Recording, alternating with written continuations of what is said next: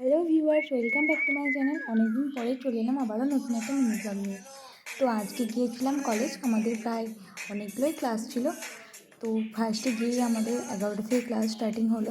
দুটো ক্লাস করার পরেই আমরা ভাবলাম ক্যান্টিনে কিছু খেয়ে আসি, কারণ এর পরেও আমাদের আরও দুটো ক্লাস রয়েছে, তাই চলে গেলাম ক্যান্টিনে খেতে।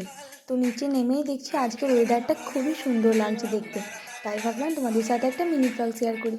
আর সঙ্গে আমার বান্ধবীরাও রয়েছে। এরপর চলে গেলাম ক্যান্টিনে। তো ক্যান্টিনে আমরা খেয়েছিলাম ছোলা বাটোরা আর ভেজ চাউমিন।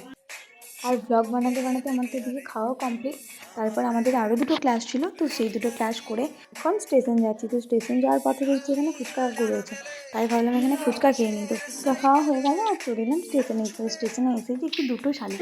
শুনেছি দুটো শালিক দেখলে নাকি দিন ভালো যায়। তো আজকের মতো বাই বাই, দেখা হচ্ছে নেক্সট ব্লগে। তো তোমাদের এই মিনি ব্লগটা কেমন লাগলো কমেন্ট করে অবশ্যই জানাবে। টাটা।